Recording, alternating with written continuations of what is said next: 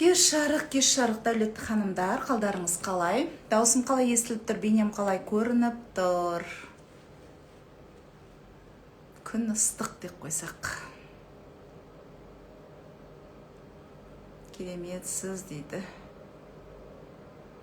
Рахмет жаным.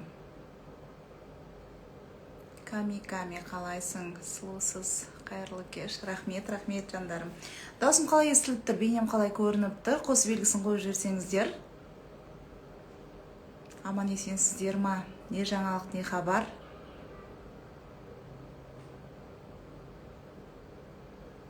Бүгін әдемісіз дейді. Рахмет қыздар. Шымкенттен сәлем дейді. Вау! Шынарка, мен де сөйтім бетіңнен. Сізді тікелей эфирде көргеніме қуаныштымын. Басқа психологтар сияқты емес, вообще эфирге шықпайтын психолог менмін негізінде. Қолым тимейді қыздар. Маған бүкіл анау Атырау, Ақтау, Жаңаөзен, Шымкент, Астана, Семей, Павлодар, Қостанай, Жаркент, Нарынқол жан жақтан консультацияға келетін адам өте көп. Алла берекесін берсін. Адамдарға көмектесіп жатқаным үшін өзімді сондай жақсы көрем. Нұрланып отырсыз дейді. Рахмет қыздар, рахмет. Құралай ханым, қалайсыз? Қостанайдан сәлем дейді. Ботагөз сәлем. Сізді сағынып кеттік. Шудан сәлем. Қай қаладансыздар, жаза отырыңыздар.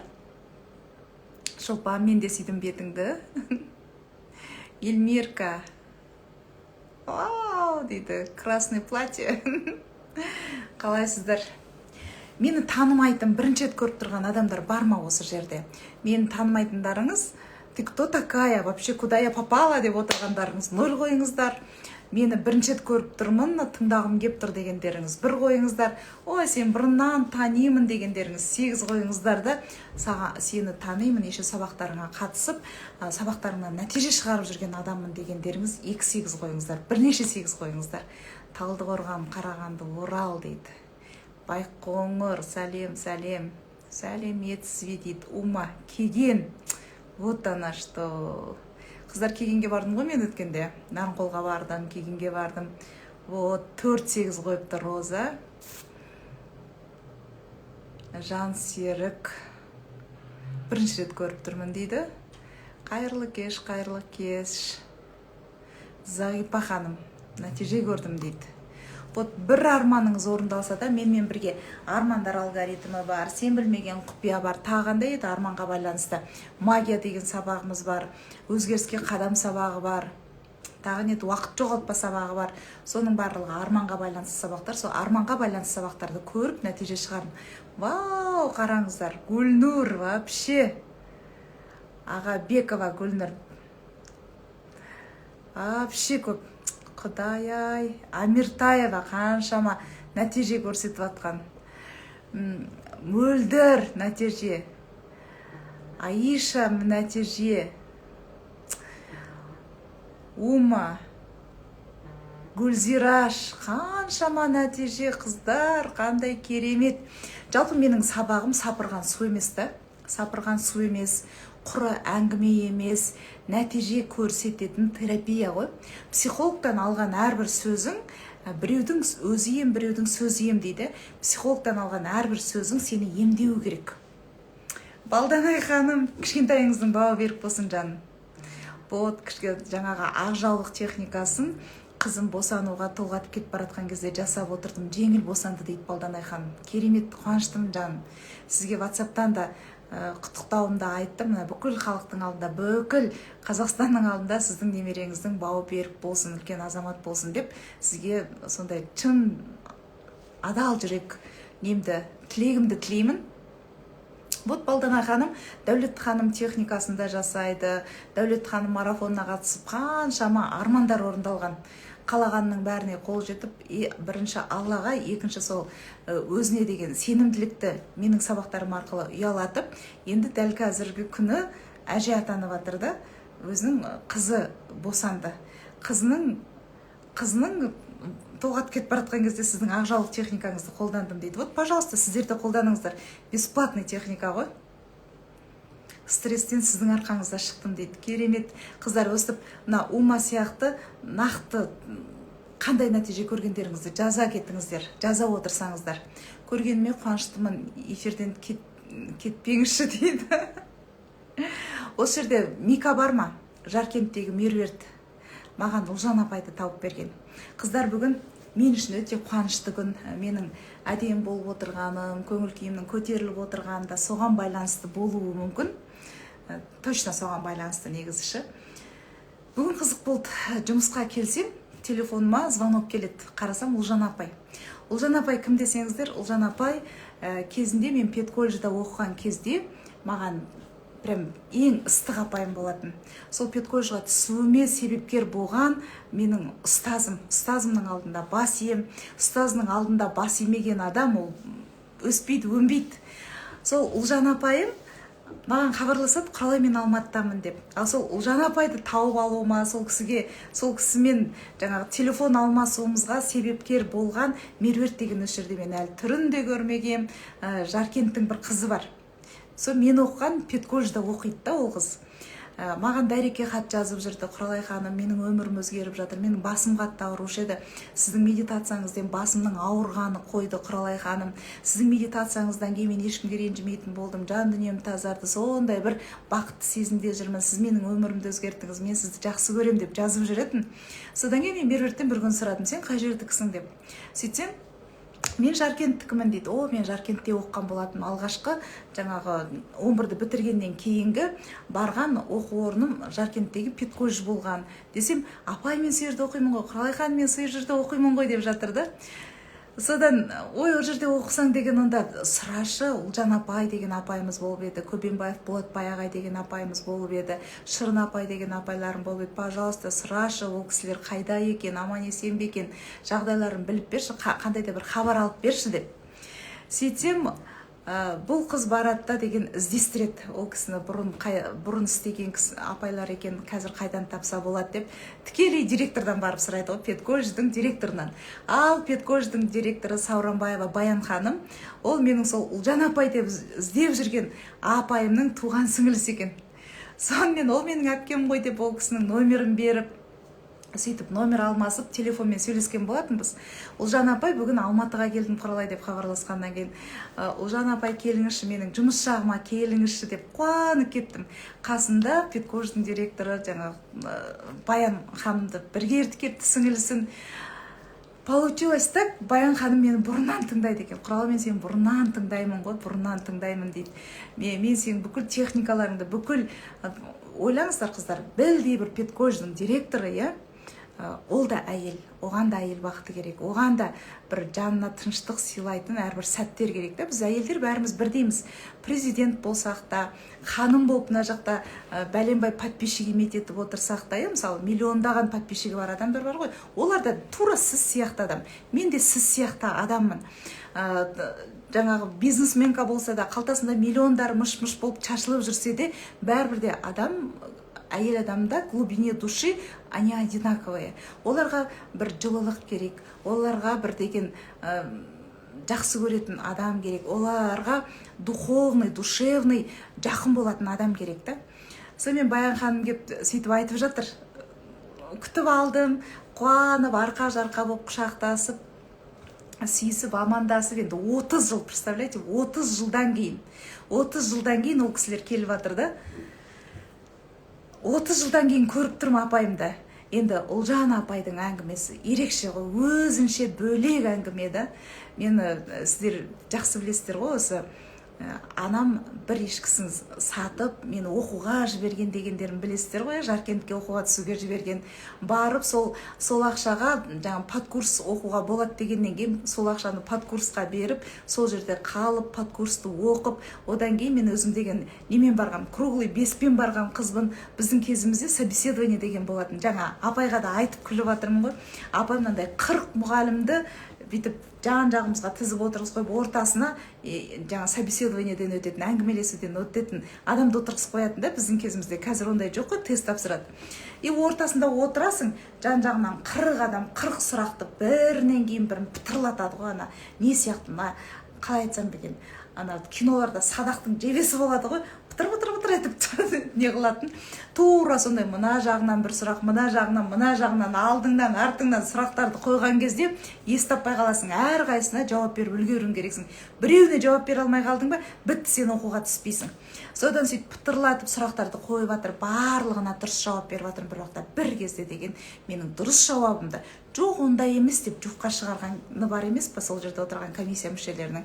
Жоқ ондай емес деп мен солай деймін, олар ондай емес дейді, мен солай деймін. Сонымен деген маған енді ұзын сөздің қысқасы мен оқудан құлату керек, мені қабылдамау керек, кете бер деп айтқылары келіп тұр ғой.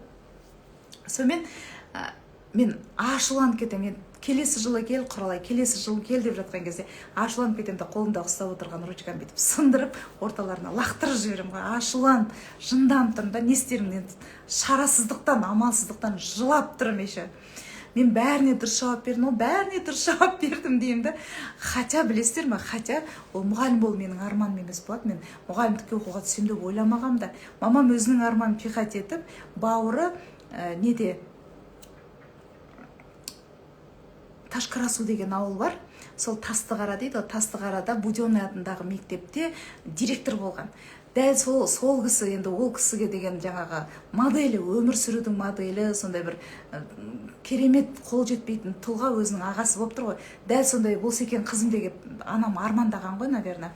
Мұғалімдікке жіберді, мен сол жерге барып жаңағы түсіп кетуім керек деп тұрмын ғой. Хотя ол оқуды мен қалап тұрған жоқпын. Сол кезде Ұлжан апай, жаңа комиссия мүшелерінің ішінде, мен подкурста жүрген кезде Ұлжан апай сабақ берді. Менің кім екенімді байқады, мені жақсы көрді, менің дарынды оқушы екенімді, менің алғыр екенімді көріп, бірақ ол кезде ақшасыз, взяткасыз ешкім оқуға түсе алмайтын.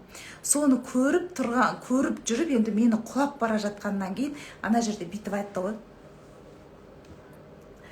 Қалай ойлайсыздар, осы Құралай сияқты студент оқымағанда бізде кім оқиды деп айтты. Құралай сияқты студенттер бізге оқуға түспегенде кім түседі деп айтты. Соңғы мен бүйтіп шығып бара жатыр едім артымнан. Құралай, сен кетіп қалма, жарай ма? Ашуланба, кетіп қалма деп айтты. Енді Ұлжан апай айтты, кетіп қалма деп айтты деп мен күтіп отырдым. Соңында кім түсті, кім түспегенін хабарлайтын уақытты күтіп отырдым.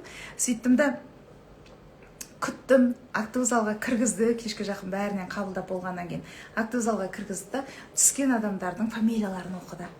И представляете, что мен ана түскен студенттердің ішінде фамилиям оқылды ғой. Сонда Ұлжан апай мені алғырлығыма, білімділігіме қарап, қыздар ешқандай, мысалы айтады ғой, таныс керек, ақша керек, ақшасы ештеңе өнбейді, бәріне ақша керек деп. Міне Ұлжан апай маған дәл осы жерде ақшасыз-ақ оқуға түсуге болатынын дәлелдеді. Егер сенің білімің болса, сонда менің біліміме тәнті болып, менің алғырлығыма тәнті болып, ол кісі солай алып қалды.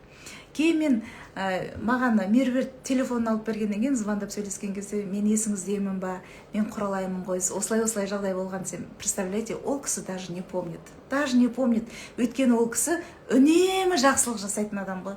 Оказывается, үнемі сөйтеді екен. Подкурста андай документ тапсыруға келген кезде бүйтіп қарап отырып, алғыр сондай қыздарды ылғи да защищать етіп, панама алып, әйтеуір сол оқуға түсуіне көмектесіп жүретінмін дейді. Ешқандай ақшасыз. Алла ол кісіге риза болсын. Прям даже не помнит. Ал бірақ мені көрген кезде бүгін есіне түсірді. Қай жерде оқығанымызды, қалай болған бәрін өте көп үлкен бір әңгіме айттық. Енді сериалың бекер қалсын, фантастиканың бекер қалсын. Күшті сезімде болды, күшті болғанда күшті. Енді өзінің сіңілісін таныстырам деп ойлаған кезде, представляете, енді сол педколледждің директоры Баян ханым мені тыңдайтын адам болып шығады ғой. Баян ханымның ұсынысы, педколледжде оқып жатқан қыздарға, карантин бітсе, педколледжде оқып жатқан қыздарға мотивация болсын. Сен де сол жерде оқыдың ғой, келіп кездесіп өткізейікші деп жатыр. Мен, конечно, барам, обязательно барам деп жатырмын да. Конечно, қандай күшті шақырсаңыздар барам деп. Одан кейін күліп жатырмын да, ой, барып айтып берем ғой деп. Кезінде қатқан нан жегеніміз, біз оқыған кездерде мына 90-шы жылдары нанның өзін талонмен алатынбыз. Бізге талон береді, иә, студенттерге. Анау көшенің анау басында біз сабақтан шыққан кезде маршрутканың бәрі тоқтап қалады. Ана көшенің анау басындағы нан сататын дүкенге жаяу баруың керексің. Барып нанды алып болам дегенше қолыңда талоның нан бітіп кететін ғой. Қайтып сандалып, шаршап, шалдығып сабақтан кейін общежитияға келеміз. Сол кезде білмеймін, полиэтиленовый пакеттер болған жоқ бекен, целлофан дейміз ғой, иә. Болған жоқ бекен білмеймші. Неде общежитиядағы тұрған нанның бәрі қатық болатын ғой. Шеге тас болып қатық болатын. Мысалы, кешегі алған, оның арғы күні алған нандарымыз шеге тас болып қатып, сеніп тұрады. Енді ана свежий нан ала алмай қалғаннан кейін келеміз да, ананы бүйтіп үстелге ұрып жіберсең тақ ете қалады ғой. Соны деген просто қайнаған су чайда қайнатып іше алмаймыз. Сонда баламыз ғой, жаңадан мектепті бітіріп барған. Просто қайнаған суға ананы бүйтіп малып жеп отыратынбыз, қарнымыз ашып. Сонда қарындарының ашқанынан біздің группадағы қыздар, біздің кезімізде, ол кездерде жігіттерді армияға шығарып салу деген болатын. Сол жігіттерді армияға шығарып салуға баратын ғой, қарындарын тойғызу үшін. Мен енді өте қорқақ болдым. Сабақты жақсы оқығанмен далаға шығуға, біреумен сөйлесуге, бір жігітке қолын ұстатуға қорқатынмын. Өте қорқақ болдым, мен бармайтын, бірақ біздің қыздар баратын. Барған кезде күнде енді тамағын ішіп жеп кетіп қалмайды ғой, ана жігіттерді деген әскерге шығарып салатын, ана военкоматтың алдына барып, автобусқа отырғызып жіберетін ғой. Сол жерде отырғызып сөйтіп тұрса, біздің ағай Көбенбаев Болатбай ағай көріп қояды екен. Келеді, біз сабақта отырсақ, ағай ашуланып кабинетке кіреді, аудиторияға кіреді. Сендер немене күнде бір жігіт шығарып саласыңдар ғой? Сендер неге күнде сол военкоматтың алдында тұрасыңдар деп ұрсатын, намыстарың қайда деп. Сол кезде қыздар бір-біріне қарап жылт-жылт етіп күлетін, жұртыңдап күлетін. Ағай қайдамызын, біздің қарнымыз ашып сол жерден тамақ жеуге барып жүргенімді деп. Сіздердің бастарыңыздан осындай өтті ма? Міне сол историяны, сол мынандай ностальгия ғой, бір приятный ностальгия, соны есімізге алып, бүгін Ұлжан апаймен кездестім. Ұлжан апайдың кішкене денсаулығы болмай жүр екен. Барлықтарыңыз сол менің апайым үшін дұға етіп қойыңыздаршы, дұға жасап қойыңыздар. Ұлжан апай мен тыңдап отырса, Баян ханым мен тыңдап отырса, мен сіздерге ризамын. Бүгін маған үлкен бір эйфорический состояние сыйладыңыздар, қуаныш сыйладыңыздар маған келіп, мені көруге келіп, бетімнен сүйіп. Міне осындай сәттер кезінде өткен басымыздан Ұлжан апайды көрдім, сонымен бүгін керемет кездесу болды. Қайырлы кеш. Не жазып жатырсыздар? Адал ұстаздар аман болсын дейді. Әумин. Дұға тілеп қойыңыздаршы, денсаулық тілеп қойыңыздаршы. Қандай күшті. Қатты жақсы көрем сізді. Мен қазір сондай бір эмоциямен қуанып айтып отырмын ғой, қуанып, шынымен де Ұлжан апайды көргеніме мәз болып айтып отырмын. Ал сіздерші, сіздер, мен сіздердің ұстаздарыңызбын, мен сізбін. Сіздер менің артынан еріп жүрсіздер, айтқанымды орындап жүрсіздер, ақылымды тыңдап жүрсіздер. Өмірлеріңізде қолданып, мен жыласам бірге жылап, мен күлсем бірге күліп жүрсіздер. Сіздерші мен туралы дәл сондай эмоциямен сөйлей аласыздар ма? Ондай кісілер аз дейді, аз. Шын махаббат сұрамай жүрегімде тұрадай баурап алар ойымды, әрқашанда құралай жаным, жүрегіңізден айналдым дейді Әлия. Әлия, қалайсыз жаным? Сәлем құралай дейді. Алғаш ақша ала бастаған кез емес пе дейді Назерке. 90-шы жылдары біз студент болдық қой, 90-шы жылдардағы болған нәрсе ғой осының бәрі. Сәлеметсіз бе? Давно я вас не видела и не слышала, рада видеть вас дейді Айгуля. Рахмет жаным. Құралай ханым Ақтаудан сәлем. Мен де госемтиханға солай істеді. Ляска, білесіздер ма? Қазақта жыртық үйдің құдайы бар деген нәрсе бар да. Осы қазақ айтса қалып айтпайды ғой. Жыртық үйдің құдайы бар. Сонда мен 2 жасымда жетім қалған, анамның ғана тәрбиесін көрген, қамқоршысынан айырылған қызбын ғой. Сонда хотя заман қиын болып, взятка дүрілдеп тұрған кезде жыртық үйдің құдайы бар. Алла тағала маған Ұлжан апай арқылы көмектесіп тұр ғой. Ешқашан көңілдерін түсірмеңіздер. Сен жетімсің ба? Сен күйеуден ажырасып кеттің ба? Сен ата-анасыз қалдың ба, сенің бір жағынан шығатын балаң жоқ, бала сұрап жылап жүрсің бе, немесе күйеуіңнен ажырасып, немесе күйеуің қайтыс болып кетіп балаларыңды қалай жеткізеріңді білмей жүрсің бе, бір Аллаға сен, жыртық үйдің құдайы бар деген мамамның өзінің фирменный сөзі бар болатын. Енді халықтың айтқанын айтады ғой, шынымен де жыртық үйдің құдайы бар екен. Сол жыртық үй деген жағдайы жоқ нашар үй деген ғой, малообеспеченный деген сөз ғой, қиналып жүрген отбасы. Сонда жыртық үйдің жамауын Алла тағалам Ұлжан апай арқылы жаматып отыр ғой, жыртық үйдің жамауын. Менің талпынысыма қарай, менің жаңағы ұмтылысыма қарай Алла тағалам сол жердің дәмін татуға нәсіп етіп, сол Петкодждың табалдырығын аттауға нәсіп етіп, Ұлжан апай арқылы менің жағдайымды жасады ғой. Жыртық үйдің құдай бар. Ешқашан мұңаймаңыздар. Көздеріңізден бір тамшы да жас тамбасын. Тек қана жыласаңыздар, жақсылыққа жылаңыздар. Обязательно Аллам сізді ұмытпайды. Сіз Алланы ұмытып кетпесеңіз болды. Ақша потогым ашылды дейді. Көйлегіңіз әдемі екен дейді. Айтпақшы қыздар, кеш жарық қай жерден боласыз дейді. Ближе к теме дейді. Ақша потогым 30 жыл бір адамның өмірі ғой, иә. Содан бері қаратай 30 жыл өтіпті. Мен өзімнің группаластарымнан екі қызды көрдім. Кенжегүл деген қызды көрдім. Менің ұлымның тойына келді. Одан кейін Эльмира деген группаласымды көрдім. Ол қыз мені іздеп, өзі келіп, неғып кетті, кездесіп кетті. Басқа ешқайсысын көрген жоқпын. Ана кездесуге группаластарымды да шақырыңыздаршы деп айтып жатырмын. Қарағандыдан сәлем дейді. Сәлем, сәлем, сәлем. Ал қымбатты қыздар, Құралай ханым, мен сізбін, сіз керемет, түсіндім дейді. Шын қыздар, болады ғой мынандай, түннен кейін таң атады, күн шығады, жарқырайды. Қыстан кейін көктем келеді. Қатты жауын жауып, бұршақ жауғаннан кейін артынан кемпір қосақ шығып, бір әдемі керемет табиғаттың бір әсемдігі көрінеді. Дәл сол сияқты өмірде де үнемі сіздің басыңыздан қар жауа бермейді.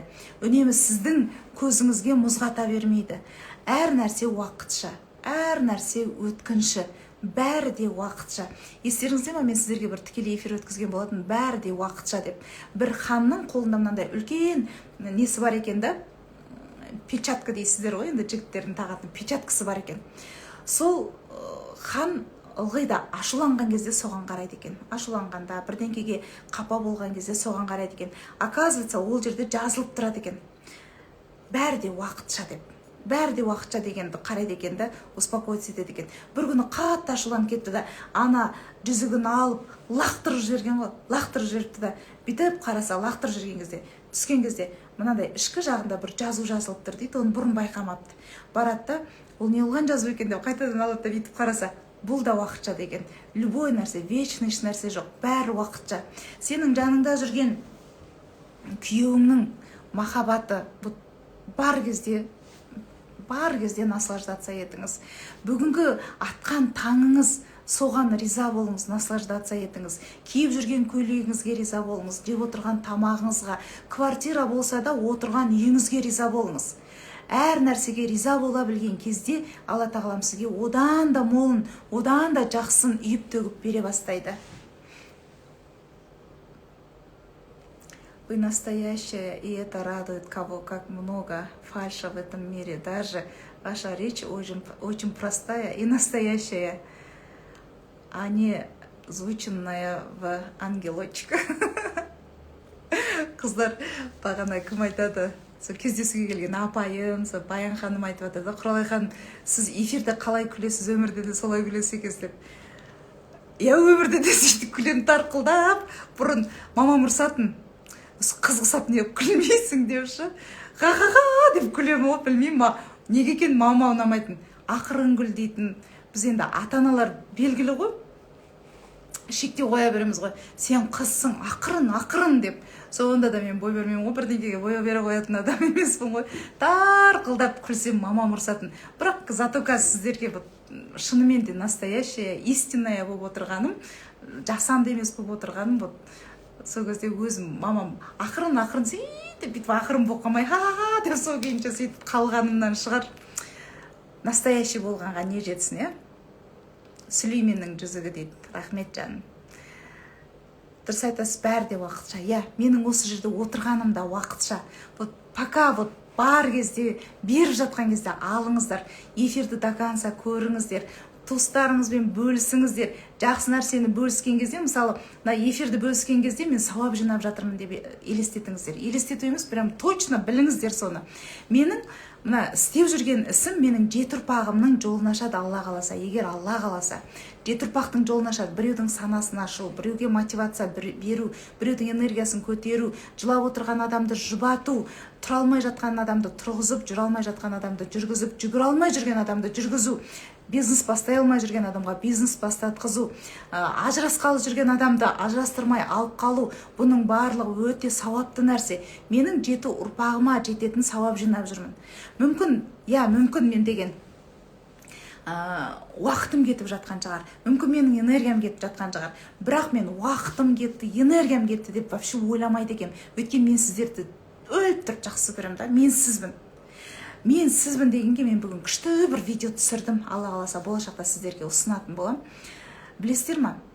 Адам, сіздер менің настоящийлығыма, менің күлкіме, мен әйтеуір шын өмірімде болған нәрсені бүйтіп айта салғаныма, бәріне бүйтіп ғашық боласыздар ғой. Сіздер менің жан дүниеме ғашық болып жатырсыздар да.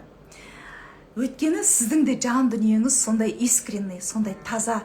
Адамның жан дүниесіне ғашық болған ғашықтық ол мәңгілік екен. Значит, біз мәңгілік бір-бірімізді жақсы көреміз. Сіздер мен біздер мәңгілік бір-бірімізді жақсы көреміз. Егер адамның сұлулығына ғашық болсаң, оның уақыт өте келе бетінің әрі тайса, сенің махаббатың азаяды.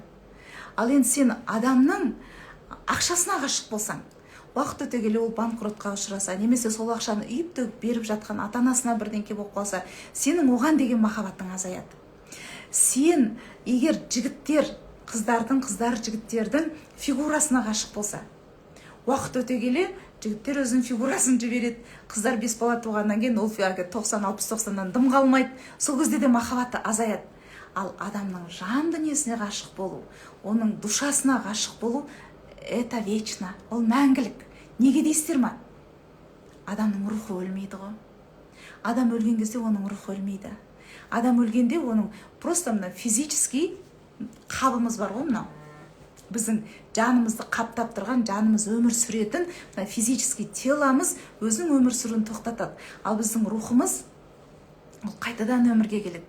Адамның рухы өлмейді. Сондықтан да адамдар рухани бір-біріне, душевный жақын адамдар мәңгілікке бірге өмір сүреді. Мәңгілікке. Осы жерде бір қызық нәрсе, зерттеулерді айта кетейін, бірақ маған енді ұнатпасаңыздар, ештеңке жазбай қойыңыздаршы, бірақ деген ұнатсаңыздар жазыңыздар, ұнатпасаңыздар ештеңке жазбай қойыңыздар, бірақ бұл енді қалай айтсам болады, ғылыммен дәлелденбеген нәрсе да, бірақ мен сенем оған. Өздеріңіз білесіздер ма? Адамның жаны бірнеше рет өмірге келеді.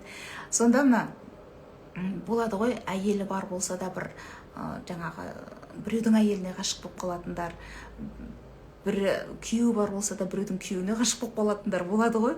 Сол кезде өздерінің қылығын өздері түсінбей, масқара, ятай деп өздерін жеп қоя жаздап жүреді ғой. Вот сол бұрынғы өмірінде олардың бірге өмір сүргендіктерін көрсетеді. Душа. Олар өмірге қайтадан басқадан болып келді, бірақ душалар сол кезде бұрын бір-біріне ғашық болып сондай бірге өмір сүрген адамдар бір-бірінің душасын сезеді. Енді амал жоқ, жалпы адам өмірге келген кезде 3 жасына дейін бұрынғы прошлый өмірінде кім болғанын біледі екен. Өздеріңіз кішкентай балалардың көзіне бүйтіп қараңыздаршы. Кішкентай 1 жас пен 2 жастың арасындағы балалардың көзіне қараңыздаршы. Туыла салған кезде балалардың көзіне қараңыздаршы, бүйтеді ғой. Я все знаю деп қарап тұрады. Байқайсыздар ма? Анаған кейде бүйтіп, әлдилеп ұйықтатып жатқан кезде көзіңе бүйтіп, көз түсіп кетсе, мен қорқып кетем кейдеш. Вот взрослый взглядпен қарайды ғой. Сонда өмірге келген кезде сәби 3 жасқа дейін прошлый өмірде кім болғанын біледі. 3 жастан кейін Алла тағалам шебер ғой. Оның памятінен оның кім болғанын стереотип тастайды, өшіріп тастайды. Сөйтеді де ол кім болғанын ұмытып қалады. Бірақ душа біледі кім болғанын, бәрібір де душасы біледі. Сондай болады ғой, бір саған ештеңке істемесе де бір жақсы көретін адамың болады да. Прям мен душа в душу деп ше. Ол мүмкін білмейсің ғой, сен бұрынғы өміріңде бір жақын біреуің болған шығар. Ал енді кейбір адамдар болады, ана саған ештеңе істемейді, бірақ анаумен сөйлескің келмейді, вот жының ұстап. Вообще осыны жанына отырмайыншы. Анау келе жатырған коридордың мына жағымен кетіп қалайыншы. Анау вообще маған ештеңе істеген жоқ, бірақ сөйлескім келмейді дейтін адамдарыңыз болады. Сіз сол адаммен прошлый өмірде бір-бірлеріңе враг болғасыңдар. Шынымен де дегендеріңіз ғана жазыңыздаршы, өйткені бұл ғылыммен дәлелденбеген дүние, бірақ зерттеліп жатқан дүние да. Мен сенем. Саламатсыз ба Кешар Құралай ханым, дуадан қалай тазаруға болады? Супер. Сүрелер көмектесе ма? Сүрелер көмектеседі, Алладан дұға тілеңіз. Мына дуаға басы қалған адам емес, дуаны жасаған адамның жеті ұрпағы қарғысқа қалады, соны білесіздер ма? Вообще дуағаны жасаған адамның және сол дуаны жасатуға барған адамның жеті ұрпағы қарғыста қалады. Сіз өзіңізді тауып алған адамсыз ғой, мен өзімді табуға ұмтылудамын. Қазір айтып берем, өзін табу үшін не істеу керек екенін айтып берем жаным. Өте дұрыс айтасың, бәрі уақытша, Сүлейменнің жүзігі дейді. Сәлем Құралай ханым. Өткен жұмада эфирге шықпадыңыз ғой, мен сізді күтіп қайта-қайта телефонға қарадым. Білесіздер ма қыздар, мен настроением күшті кезде, сіздерге энергия беретін кезде шығам. Мен де адамын, көңіл күйім түсетін кездер болады. Мен де адамын, энергиям түсетін кездер. Қыздар, мен сіздердің алдарыңызда жарқырап, сіздерге мотивация беру үшін шығам. Мен де адамым ғой, менің де отбасым бар.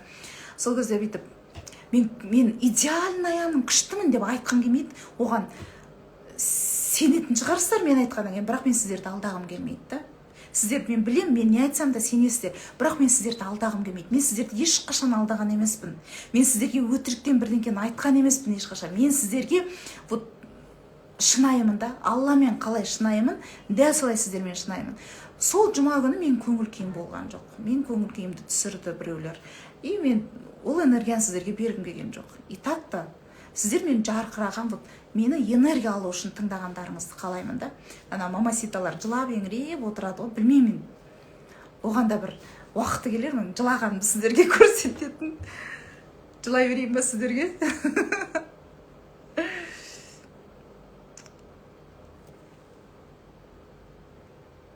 Как просить прощения у родителей живых и умерших?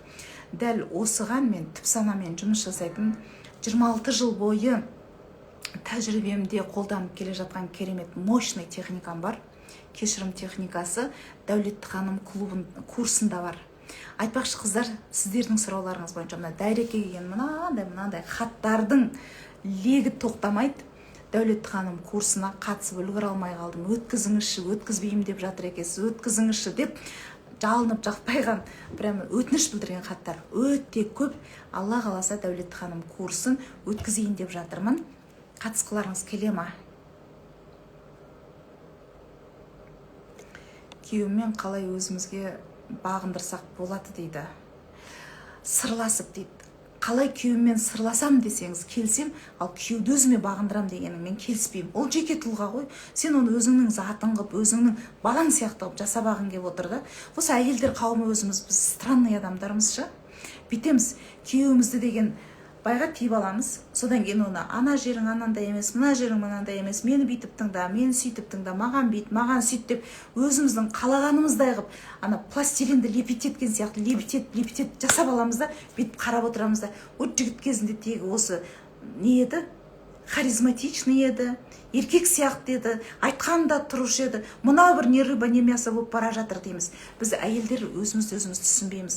Вообще еркекті өзгертуге тырыспаңыздаршы.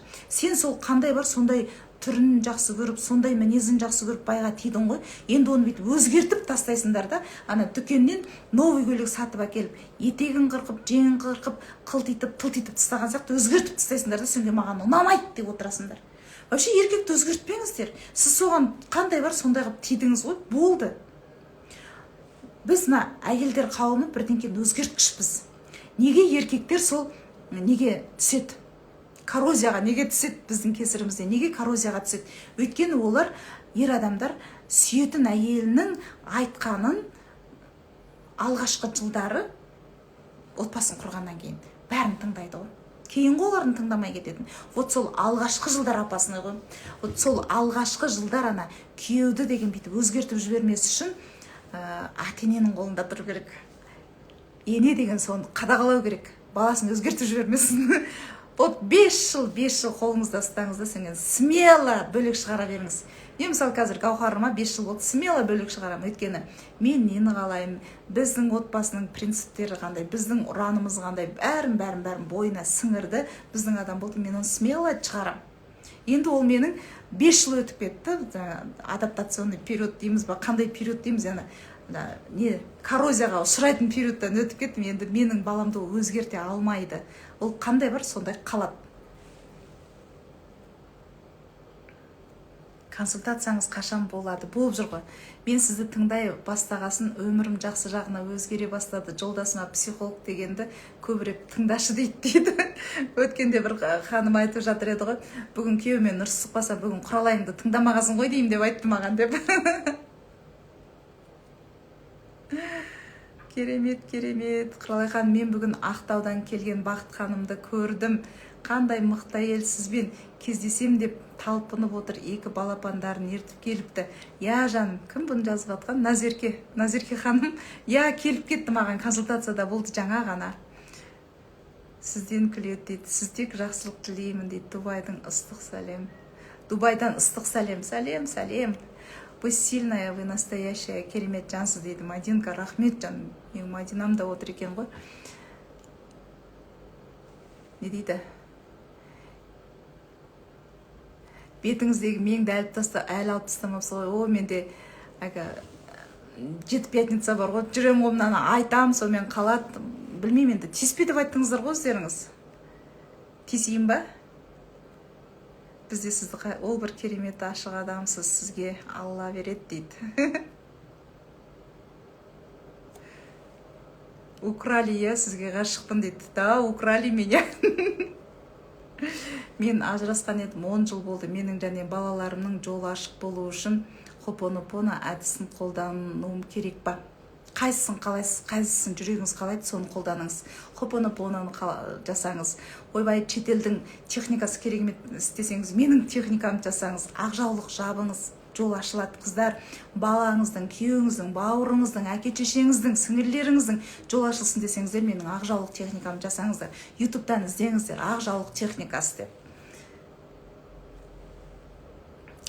Менің құрдастарым психологсыз ба дейді. Мені тыңдай бергісі келеді. Әлі мен сізді тыңдаған сайын өзіме қуат аламын. Мен тек таңғалатыным маған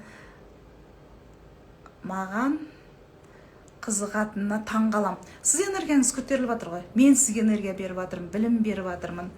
Обожаю, я тоже тебя обожаю, жаным. Дәулет ханымға қатысып жатырмын. Өзімнің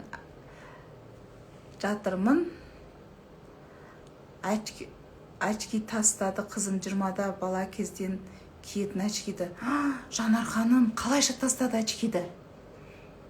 Қызым очкиін тастады дейді. Жанар ханым, шығып бөлсіңізші. Бүгін керемет көңіл күйдесіз. Оның бәріне кінәлі Олжан апай. Ұстазымды көріп, қатты қуанып отырмын. Шіркін-ай, мен туралы ойлағанда, мен туралы сөйлеген кезде сіздер де дәл осылай қуана аласыздар ма? Мен жаңа Олжан апайды жетелеріңізге жеткізіп тұрып мақтадым ғой. Дәл сондай, мен сіздердің ұстаздарыңмын ғой. Адамдарға сізде дәл солай жеткізе аласыздар ма? Көйлегіңіз. Менің бір немерем солай қарағанда ересек көзқарас екенін байқағам дейді. Енді кішкентай балалардың көзіне қарайсыздар. Бір рет кім Гаухар айтады ғой, Қасымхан кішкентай кезінде ғой, мама, Қасымханға қараңызшы, енді Гаухарға мен қорықпасын деп айтқан жоқпын, қараңызшы, біртүрлі көзбен қарайды депші. Действительно, 40-нан шыққанға дейін бала прям взрослый көзқарас болады ғой. Я все знаю деп қарап тұрады ғой. Шынымен де мен сенем дейді, не деген керемет. Алла біледі. Я Алла біледі, ол рас. Менің басымнан өтеді ойындайлар. Я мен сенемін, мен де солай ойлаймын дейді. Ой, өмірде мен өткен өмір дегенге сенуге болама? Болады, қыздар. Жалпы мына ерекше балалардың өзі өмірге келетін кезде ата-анасын Алладан өзі тілеп келеді. сіздер мына ерекше баланы өмірге әкелген аналар жылап еңіреп жүреді ғой, за что деп. Не за что, просто он хотел сіздің балаңыз болуға, сіздің қызыңыз болуға, и все. Соның сол ана неден жұмақ дейді ғой, енді жұмақта болады ғой періштелер. Сізді таңдап келгеніне қонбайсыз ба?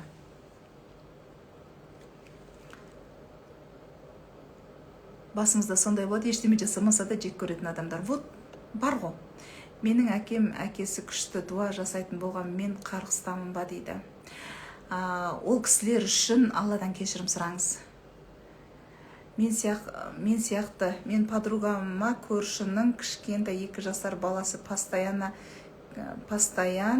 далада мені көрсе жүгіріп келіп қолымнан ұстап алады деп таңғалады. Мені неге жақсы көреді түсінбеймін деп айтады. Я. Мен сенемін, балам балам бар 2 ай қараған сәтте мен таңғаламын. Шүкір, суперсіз дейді, сіз жақсы көремін дейді.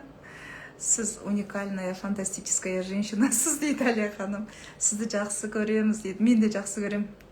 Жыламаңызшы. Жылатпай ақ қойсын, қыздар. Жыламаңыз. Сіз матсыз ба, кереметсіз ғой дейді. Саламатсыз ба екен ғой. Жаным сол, алсынам жылатпасын дейді. Қыздар, бізде деген Дәулет ханым курсы өтіп жатыр, білесіздер, сол Дәулет ханым курсының 20 күні өтті. Бұл курс негізі мега курс қой. 28 күндік, почти 1 айлық деп айтсақ та болады, 2 күнсіз 1 ай ғой. Мега курс адам түгел трансформациядан, түгел терапиядан өткізетін мынауский курс қой. Соның бүгін 20 күні болып жатыр. Қыздар сабақтарын алды. Вот сол Дәулет ханым курсына қатысып жүрген қыздардың отзывын тыңдағым келеді. Неге? Себебі мен сіздерге сол Дәулет ханым курсын қазір сатқым келіп отыр. Сатайын деп отырмын да сіздерге. Сатқанда да керемет қып сатайын деп отырмын. Үлкен жеңілдікпен. Эфир соңына дейін көріңіздер, қаншалық жеңілдік болатынын айтам. Ол 50 мың теңгенің 1 айлық курсы. Бүгін дармаластар соңына дейін не қылғандар, тыңдағандарыңыз. Дәулет ханым курсы болсын дейді. Жалғыз басты анаға не дейсіз? Сіз суперсіз, мықтысыз. Алла тағалам өзінің өмірге келген пендесін, өмірге келген чудаларын кім көргеннің қолында қалдырмайды. Сіз соларды бағып, қағып, жеткізетініңізді қанаттыға қақтырмай, тұмсықтыға шоқтырмай өсіретініңізге сізге сеніп отыр Алла тағалам. Еркекті өзгерту оңай деп ойламаймын дейді. Ойбай, сен сөйтіп ойлайсың. Саған бір мықты жігіт кездескен ғой.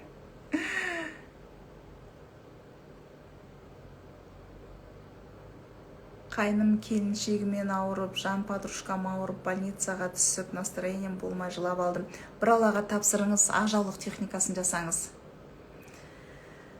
Әдемісіз, Қырылай ханым, айтып отырған жақсы ғой, сосын ойланады дұрыс жағынан дейді. Мен кемітпеймін, 20 жылдан сонда күйім өзгертіп алады дейді. Мен келіспеймін дейді. 20 жылдан кейін сіз жақсы жағын өзгертесіз ғой, өйткені 20 жыл күйеуге тигеннен кейін 20 жылға дейін ақылың кіреді ғой. Вот, оң солын танымайтын келіндер 5 жылдың ішінде өзіне ұнайтын қылып өзгерткісі келеді. Вот, солдан қорқу керек. Енді 5 жылдан кейін уже адам дана бола бастайды, өмірді көре бастайды. Ол өзіне ұнайтын қылып өзгертем десе, мен қарсы емеспін да. Өйткені ол уже өмір көреді. Кеше ғана әке шешесінің бауырынан шыққан, аузының сүті кеппеген келінге 5 жылға дейін күйеуді өзгертем деуі кішкене томпақтау. Монголиядан сәлем, сит ұстамай жатыр дейді. Қыздар, меңіз әдемі дейді. Бойына біткен қасиетті қалай қабылдаймыз? Дәулет ханым марафонында бар ол. Қыздар еке, бұлай айтайықшы, Дәулет ханым курсына қатысқандар кім смелая, маған кім шығады? Сіздің тісіңіз әдемі деп жүріп, өзім тістерімді түгел емдетіп алдым дейді, күшті. Я всегда говорю, что младенцы смотрят на нас умными глазами. Об этом я всем говорю. Очень умные глаза бывают. Я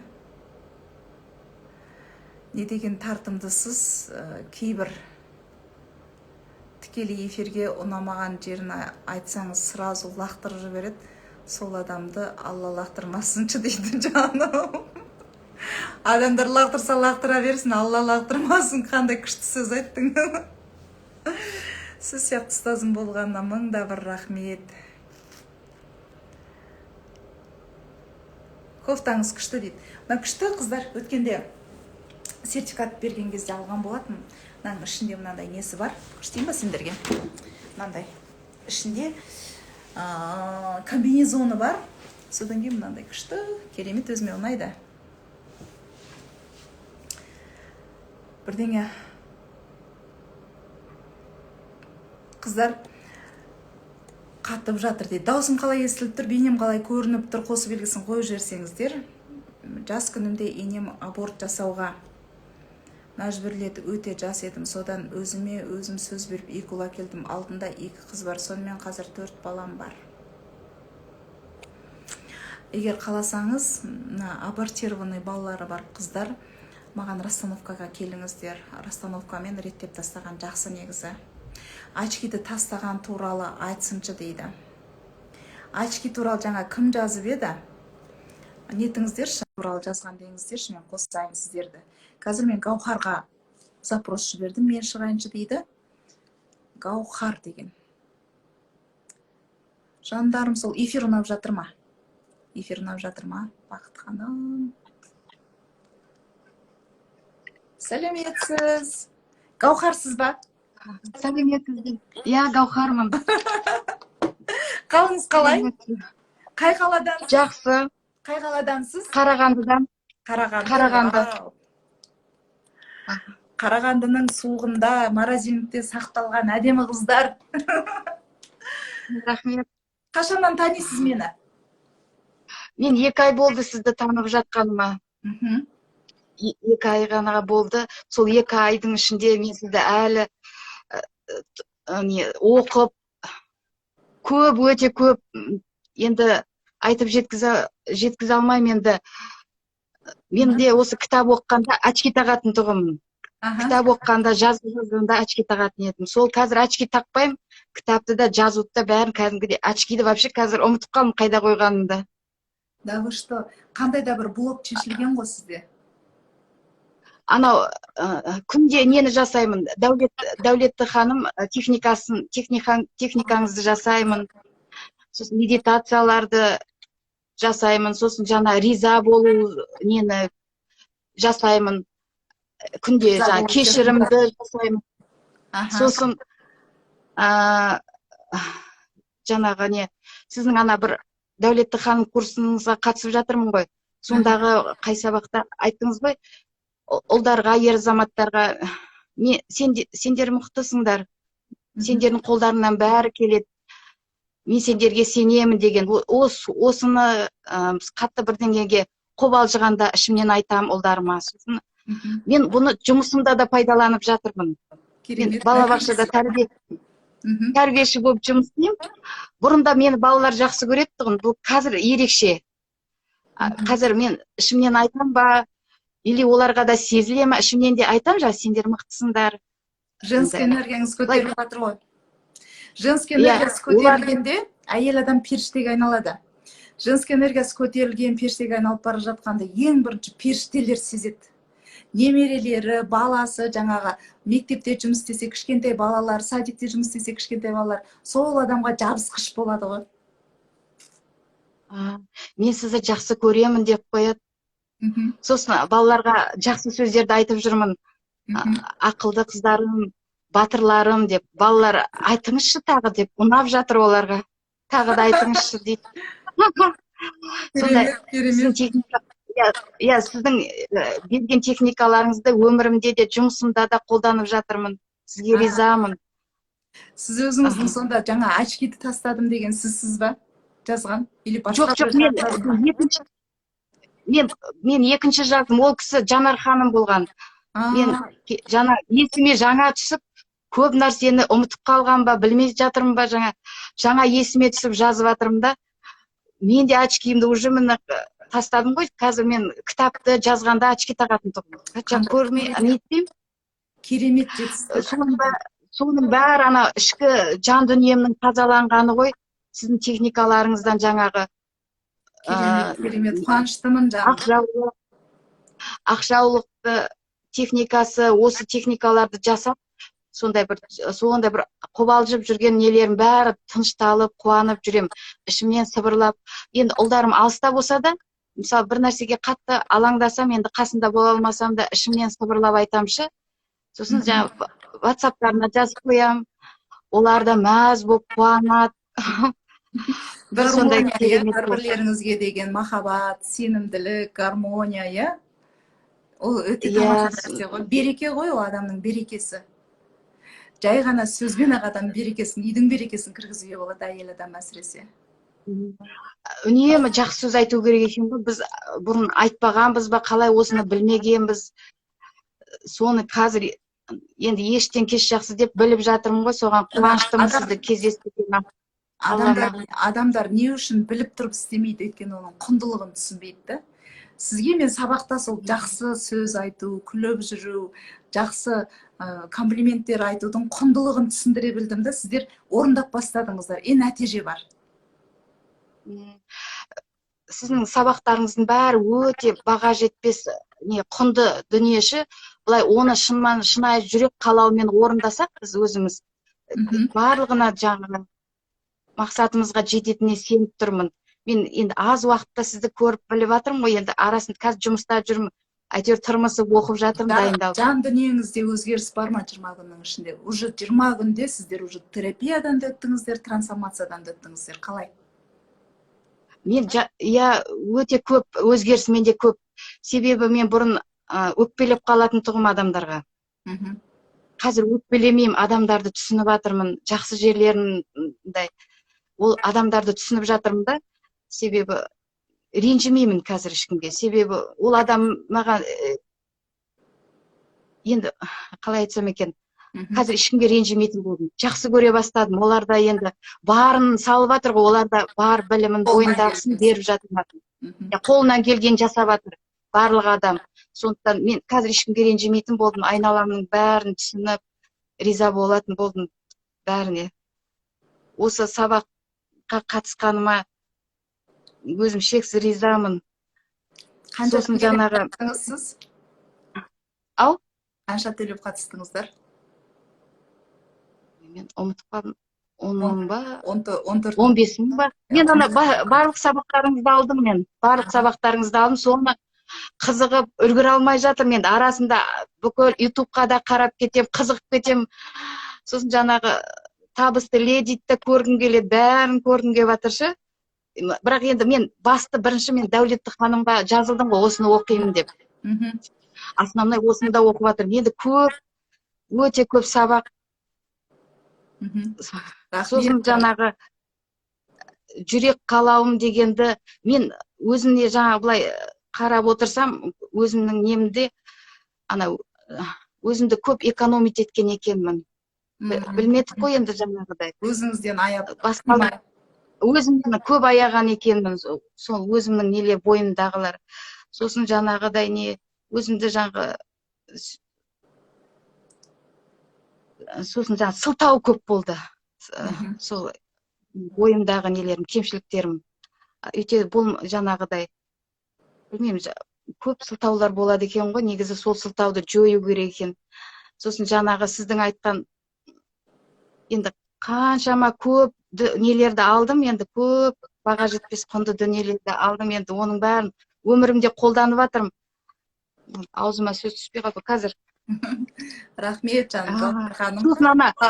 Маған әсіресе тағы да бір қатты ұнағаны, шынайы айналамнан жаңағы пайда күтпей, тек қана шынайы бол, өзіңмен өзің бол. Ол рахмет айтпаса да, жақсылық ол адамнан қайтпаса да деген сияқты, сол маған қатты жаныма жақты сіздің сол сөздеріңіз. Сосын айттыңыз ғой басындағы сабақтама, мысалы анаңа болсын, жақын адамыңа махаббатыммен сіздерді сезімімді өздеріңізге қайтарамын мен өз сезімім өзімде қалдым. Ол осыдан кейін вообще күшті болдым мен. Керемет. Мен осылар күшті болды, маған қатты әсер етті. Біреудің тағдырын қайталамау ғой. Иә. Ата-анаңның өз қиыншылығын өзіне қайтарып беру. Иә, сол ата-анаңның ажырасқаны, керемет. ата-анаңның қиналғаны, сол сезімдердің барлығын өздеріне қайтарып беру. Осы уақытқа дейін сіздерді жақсы көргенім үшін сол сезімдерді сезініп келдім. Енді оның барлығын өздеріне қайтарып, менің өз сезімдерім бар деген. Керемет техника ол. Мен ешқандай жерден естімеген, ешқандай жерден оқымаған өмірімде сізден оқып жатқаныма сонда ризамын. Аман болыңыз. Мен техникалар еш жерде жоқ деп мақтан кетейінші жерде пайдаланып. Шын айтамын. Енді мен жаңағыдай сіз айтқандай кедергілер болып жатыр. Мен оның бәріне жаңа сіз айтқандағыдай айтып жатырмын, сабақтағыдай. Мен минусыңмен плюсыңмен қабылдаймын. Қандай барсың солай қабылдаймын деп өзімді жұбатып жатырмын да, себебі шынайы менің ең жүрек жанындағы жақын адамдарым ғой. Оларды айтып жатыр, қайтесің, ең сонша 50-ге келіп қалдың ғой, өзің білесің ғой бәрін деп маған нетіп жатыр да, сөйтіп жатқан адамдар да бар енді. Өзім білем деңіз. Граница адамдарды білсеңіз. Сосын ол кісілерге ренжімеймін, кейде ренжіп қалсам да өзімді өзім нетіп жатырмын ғой, енді сабыр ет деп қоямын жаңағы. Сөйтіп сол сіздің айтқандарыңызды орындап жатырмын. Ол енді мен мақтану үшін емес, жаңа сіз айтқандай шынайы, біреуге өзімді жақсы көрсету үшін емес, просто өзім шынайы, таза, не дейді, қалған өмірімді рахат өмір сүргім келді да, ертең өкініп қалмас үшін, балаларымның алдында балаларымның қиыншылығын жақсы өмір сүргіміз келеді, иә? Сол балаларымның қиыншылығын көрмесем, сол үшін әйтеуір ізденіп жатқаным ғой, мен бір жаңағыдай не деді, енді сен білесің ғой дегенде мені тоқтатқысы келген адамдар да болды да, сон. Мен айтам, енді ол ешқандай артық емес қой, білім деген. Бұл өте деп мақтап жатырмын ғой енді сізді. Енді сізді ғана керемет. Сон, енді ахас. Енді ол сіздің границаңызға кіріп, оны нағыласың деп жатқандар, олар әлі өздері дайын болмай тұр ғой. Сол техникалардан сол сабақтан өтіп, келесі деңгейге шығуға әлі дайын емес. Болады ғой, мына ашымаған нанды ала салып нан пісірсең тапталып қалады ғой, сол сияқты. Олар түсінбейді оны. Ал ашып дайын болып тұрған адамдар міне жазып жатыр, ол қай сабақта мен қатысайын деп едім. Акция жасаңызшы, жеңілдік жасаңызшы. Бұл қай техника, қай жерде бар, қай сабақта болған ол техникалар деп, мысалы, би жазып жатыр. Би ма? Хобби екен, хобби жазып жатыр. Ол Дәулет ханым курсында, 28 күндік мега курста. Алла қаласа, соңына дейін отырғандарға қазір мен жеңілдік жасап беремін, тек қана бүгін түнгі 12-ге дейін. Алла разы болсын сізге, Гаухар ханым. Сізге де Алла разы болсын, аман болыңыз. Қуанышты бір керемет не ғой, нәтиже. Сіз соны әдемілеп, бір әдемі жерде әдемі көйлегіңізді киіп алып, видеоға түсіріп, бізге ана отзывтар каналы бар, сол жерге салыңызшы, пожалуйста. Алла разы болсын. Саламын, Алла қаласа саламын. Соны ойлаймын да, сізде бір университеттерде ма, сіздің жаңағы сабақтарыңызды болса ма деп. Мысалы, біз енді оқыдық қой, нелерде оққанда,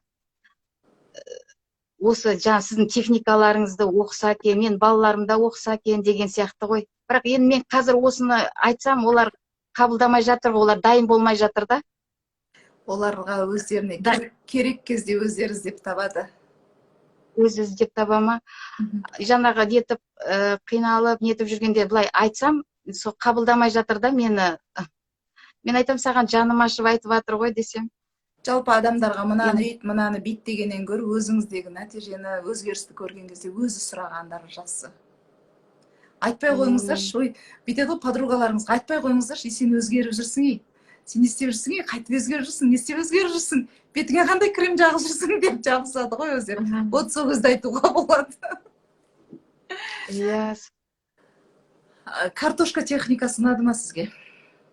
Ұнады, оны енді үйдегі қарсы болған адамдардан жасырып ұстадым, кейін байқамай қалды, сондай. пакетке салып ұстап жүрмін, кейде байқап қалса ренжи ма деген сияқты, оны былай не болмасын деп кейде былай көрсетпей қойған кездерімде болды. Да. Енді бір Иә, өз- енді шынайы айтсам, енді бір постоянно үзбей тасыдым деп айта алмаймын, бірақ көп тасыдым, енді арқалап бірақ жұмысқа әсер барып етті, жүрдім. иә? Әсері бар ғой. Әсер етті, прямо сол күні Трансформация соны тастап келген күні бір шаршадым ғой, бір денем жатып, ешнәрсе не бір какой-то бір таңертең тұрғанда уже өзімді сол күні бір түрлі денемде солай ауыр сезініп тұрды денем. Сол тастаған күні соны. Ескі энергияның бәрін тастадыңыз, енді соның орнына жаңа энергия толғанша, ол нормальный явление. Сол күні бір қатты бір Бүкіл ауыр энергияны жұмыс дегендей тастадыңыз ғой, керек емес. Өкпе реніштің бәрінен құтылдыңыз. Енді оның орны жаңа энергиямен толады да, наполняетесь. Гаухар ханым, Алла разы болсын, рахмет сізге. Вот супер Сізге де рахмет. нәтиже ғой, көзіңіздің, зрениеңіздің жақсарғаны. Значит, сізде қандай да бір біреуді көргім келмейді деген блок болған ғой. Сол кеткеннен кейін көзіңіздің зрениесі жақсарды. Бұл керемет нәтиже, керемет нәтиже. Құттықтаймын сізді жаңадан өмірге келуіңізбен. Рахмет сізге. Алла разы болсын сізге. Қараңыздар, очки кимей жүргендер өте көп екен. Қараңыз, мен де очки кимейтін болдым, кешірім техникасын жасап, алдынан кешірім сұрадым дейді. Мамочки, сіздер айтқаннан кейін барып бәрі жазып жатыр. Сіздер осы нәтижеге жетіп үндемей отырасыздар. Гаухар ханым айтпаса жазбас еді, иә. Картошка техникасы, банка техникасы, енді техника, күнде неше түрлі техника береміз 28 күн бойы Дәулет ханым курсында. Келіңіздер, тіркеліңіздер. Гаухар ханым, рахмет. Мынаның мынандай бұрышында X-ті басып жібермесеңіз, мен өшіре алмай жатырмын. Жақсы, рахмет сізге. Алла разы болсын, аман болыңыз. Сізге де рахмет. Сабағыңызды бере беріңіз. Керемет. Енді рахмет сізге. Аха. Ризамын. Көрдіңіз ба, табалдыңыз ба, соны басып жіберіңіз. Мен де очки кимейтін болдым дейді. Қандай керемет нәтиже. Күлкіңіз өте әдемі. Картошка сразу қумаш деп шығады ғой дейді. Вот, қумаш деген сөзді естімес үшін керек емес. Ақжаулық техникасы қай жерде бар? YouTube каналда бар. Жалпы мына Дәулет ханым курсы, қыздар, 1 айлық мега курс. Бұл керемет мүмкіндік. Осы дүйсенбі күні іске қосылады, бірақ бүгін ғана жеңілдікпен ала аласыздар. Дәл қазір төлем жасаған қыздар бүгін ғана жеңілдікпен ала аласыздар. Қалай тіркелеміз дейді. Бағасы қанша? Дәулет ханым курсына мен қазір сіздерге жазып қояйын. 8707 555 73 63. Чекті көмекшіме жібересіздер. 8778 934 9008. Қыздар, бұл Дәулет ханым курсын, біз 50 мыңнан сатқан болатынбыз. Кейін бір-ақ күнге скидка жасап 14 мыңнан саттық. Ал енді қазір сіздер небәрі 8-ақ мың теңгеге Дәулет ханым курсына тіркеле аласыздар. 1 айлық курс. Бүкіл трансформация жасайтын, бүкіл терапиядан өткізетін, бүкіл жан дүниеңді емдеп шығатын 1 айлық курс, күнде техника алатын 1 айлық курс 8-ақ мыңға сіздер үшін тек қана дәл бүгін оплата жасаған қыздарға акциямен беріледі, жеңілдікпен беріледі. Бұл курсқа тіркелген қыздар, қазір не салған қыздар, оплата жасаған қыздарға армандарды орындайтын супер техника сабағы бесплатно беріледі. Ол сабақ еш жерде өтті, бірақ көп адам алған жоқ. Новый сабақ армандарды орындайтын супер техника сабағы. Дәулет ханым курсына қатысып қана қоймай, армандарды орындайтын супер техниканы алу мүмкіндігіне ие болып отырсыздар. Онымен қоса, дәл қазір оплата жасаған қыздарға мен Каспиді жазып қойдым, чекті жіберетін номерді да жазып қойдым. Қазір оплата жасаған қыздарға өзімнің бренд 3 қаламымды сыйлыққа тартатын болам. Дәулетті ханым, табысты леди, ақша магниті деген 3 қаламымды. 2990-нан басқа ма? Басқа. Бұл басқа қыздар. 2990 теңгеден сіздер марафон алдыңыздар. Бұл курс, бұл новый. Новый. Қыздар қараңыздар. 2990 теңгелік Дәулет ханым марафонын алғандар, мына курсқа міндетті түрде қатысыңыздар. Бұл екеуі екі бөлек дүние. Марафон бөлек, курс бөлек. Енді тағы да бір жағымды жаңалығым бар. Осы курсқа қатысып алыңыздар. Келесі аптада Дәулет ханым 2-ден 0 деген керемет, бұдан да сложный, оның арғы продолжениесі бар. Екінші сериясы бар. Бірінші сериясы осы, екінші сериясын содан кейін көресіздер. Оға дейін оны мына курсты алып алыңыздар. Ақ қардайсыз жердегі, ақ қудайсыз көлдегі. Неке қыздар не? Уже 10 адам оплата жасады. Эфир ұнады ма? Тағы да кім Дәулет ханым туралы 2990-ның марафоны бітті ма?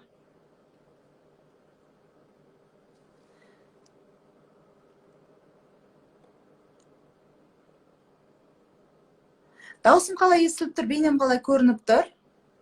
Қанша төлеу керек? 8000 теңгеден. Кезінде 50.000 теңгеден сатылған курс тек қана бүгін жеңілдікпен 8000 теңгеге. Бір айлық курс, 28 күндік курс.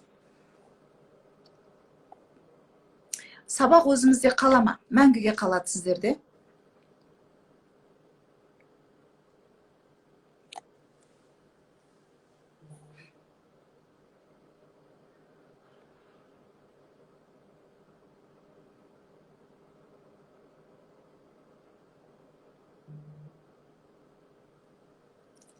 Бүгін, тек қана бүгін 8000 теңгеден. Ертең бұндай баға болмайды. Ал қыздар, Дәулет ханым курсына қатысып жүрген қыздар, тағы да кім өзінің отзывымен бөліскісі келеді? Кімде қандай нәтиже болды? Қыздар, оплата жасап болғанға дейін біз сіздермен чекті талшынға жібересіздер, төменде көрсетіліп тұр. Маған жібермейсіздер. Қай номерге? 877 555 73 63 Құралай Калиева деп шығады. Кім шығады, қыздар? Кто смелая? Нури деген қызға запрос жібердім. Нури 8078. Нури 8078. Сәлематсыз ба, Құралай ханым? Сәлематсыз ба? Қақта жүрсіз өзі? Қалыңыз қалай? Есіміңіз кім? Қалыңыз қалай? Қатып жатсыз? Жақсы. Есіміңіз кім? Сіз қатып қалдыңыз ғой. Нури ханым. Жадыра. Жадыра Мен қуаныштымын сіздермен сөйлескеніме. Интернет жақсы. Интернет жақсы жерге барып тұрыңызшы. Бетіңіз бұлдырап жатыр. Жоқ, интернет нормальный. Аха. Қалайсыз? Ал айта қойыңыз. Мен өте қуаныштымын. Аха. Ау? Біз де қуаныштымыз. Айта қойыңыз. Я, мен сіздің сабақтарыңызды алып өте қуаныштымын. Жетістіктерім көп. Қандай жетістіктеріңіз бар? Біз де қуаныштымыз. Я, өткенде Дәулет ханым марафонына қатысқанмын. Боксын сатып алған, ішінен чек-листтер шыққан. Курсқа, я. Соның кейін чек-лист толтырғам, машина алғам, сөйтіп. Ой, Мен құтты жетістігім болсын. көп. Чек-листтарға жазып. Осы курсы. Я жазып қойдым.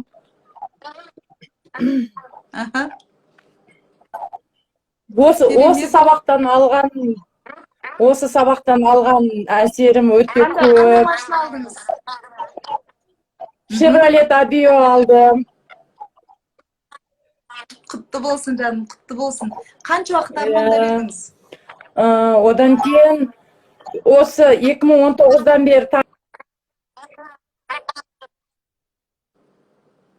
Той мына сейіттің қатып жатқан ай.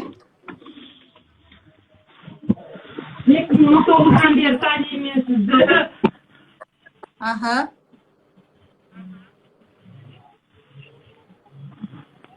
Қатып жатыр. Айта беріңіз, даусыңыз естіліп тұр. Құтты болсын, көліңіз құтты болсын.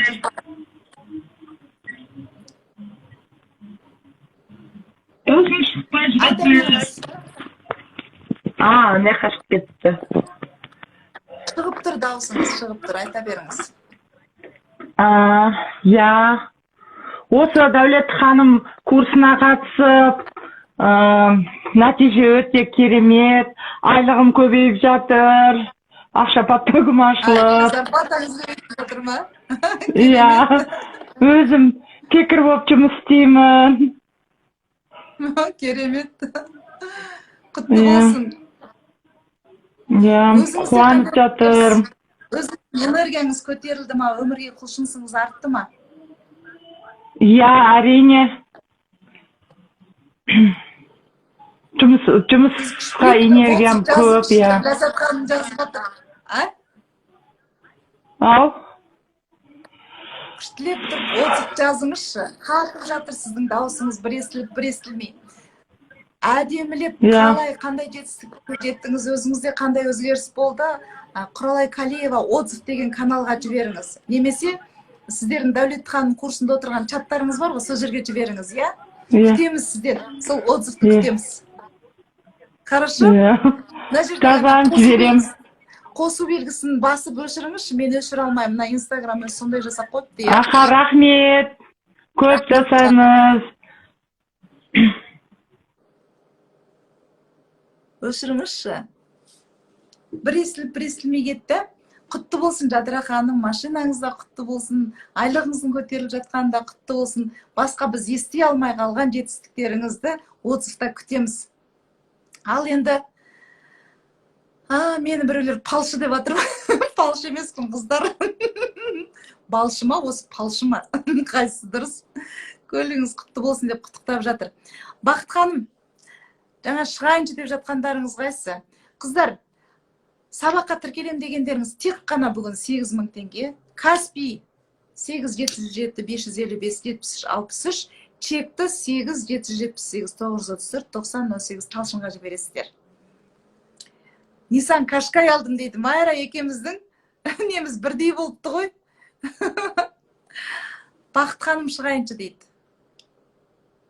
Бақыт ханым бұрыннан келе жатқан оқырман, негіз суретінен танимын да бұл кісіні.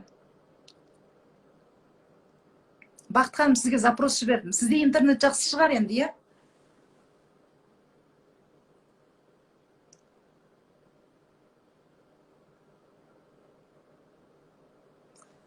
Ал қыздар, тағы да бір 5 минут уақыт берем. 3 қызға Дәулет ханым ручкасын сыйлайым. Бренд ручка, бриллиантовая ручка. Әлде уақыттарыңыз бар? Тіркеліп үлгеріңіздер. Бақыт ханым, мен жібердім сізге, запрос жібердім, қабылдаңыз. Бақыт ханым, жіберіп қойдым. Сабаққа қатысайыншы дегенмін дейді. Сабақ қанша теңге? Сабақ 50 мыңның орнына тек қана бүгін 8.000 теңгеге тіркеле аласыздар. 1 айлық сабақ, мега курс. Машина алғандар құтты болсын. Бақыт ханым, сіз тіркеле алмай жатырсыз, маған шыға алмай жатырсыз. Сіз маған запрос жіберіңізші, мен қабылдайын.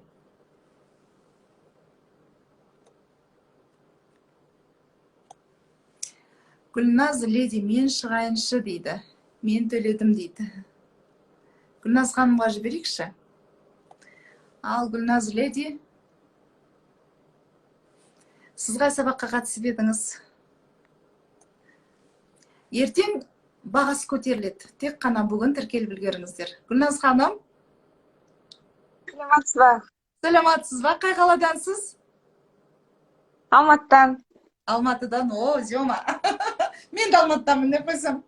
Мені қашаннан тыңдайсыз, қай сабаққа қатысып жүрсіз? Қай сабақ туралы отзыв айтқыңыз келеді? Қандай нәтижеңіз бар? Мен сізді тыңдап жүргелі 1-2 айдың көлемі болды. Уже нәтиже 2 ай ғана. Уже нәтиже бар. Аха. нәтиже бар. Сабақтарыңызға қатысқан емеспін, бірақ YouTube каналыңыздағы тегін сабақтарыңызды қараймын. Аха. Я не айтқың келіп еді, айта ғой. Білмеймін, сол прямой эфирді қазір ғана қосып қалсам запрос жіберіп жатыр екен, кім бақытқанымға. Шыға салғанмын ғой. Енді айтыңыз бірдеңке, пожелание айтыңыз. Қай сабақ ұнады, несі Айтамын я. Мгм. Дәулетті ханымды қараймын негізі. Мгм. Байлық зонасын үшін бәр сабақтарыңызды қарағам. Мгм.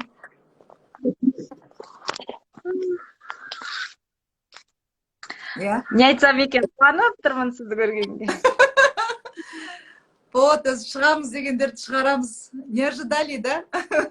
Иә, вообще ойламын. Отзывтардың барлығы шынайы.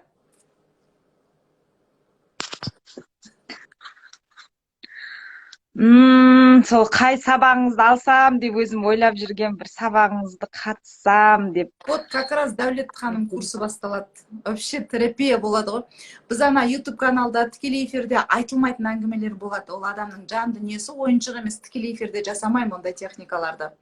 Ал ана сабақтарда жасалған техникалар бұл. Біз оның үстіне өзіміз поддержка жасап отырамыз ғой куратормен. Керемет болады. Мен сізге айтайын ба? Аха. Осы 2 айын болды дедім, қарап жүрем. Бірақ мен жаңағы жазғам тетрадқа сізбен жолықсам, қашан жолығатын күн болады екен. Вот исполнилось. Ойламаған жерден мен. Алматыда екеніңізді білем ғой, сол енді жолықсам, қандай бір Дәулетті курсына қатыссам бекен. Бір ұйымдастырдыңыз, по-моему, Алматыдан да? Оған да Аллам жеткізсін. Алматының тұрғындарына ұйымдастырдыңыз, по-моему, Дәулетті ханым курсынан шыққандарды, иә? Сонда да бара алмай қалдым мен. Керемет. Ол күнге де жетеміз, бірақ мынаның өзі подтверждение ғой.